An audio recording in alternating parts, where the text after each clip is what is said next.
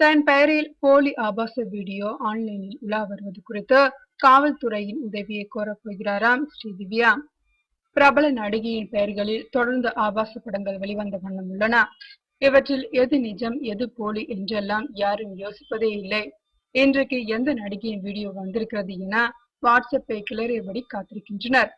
கடந்த காலங்களில் ராதிகா ஆப்தே, லட்சுமி மேனன், ஹன்சிகா, ராய் லட்சுமி, சமீபத்தில் நயன்தாரா என பலரது நிர்வாண ஆபாச வீடியோக்கள் வந்தன. நடிகை ஸ்ரீதிவ்யாவின் நிர்வாண வீடியோ என்ற பெயரில் ஒரு வீடியோ வேகமாக உலா வந்து கொண்டிருக்கிறதா.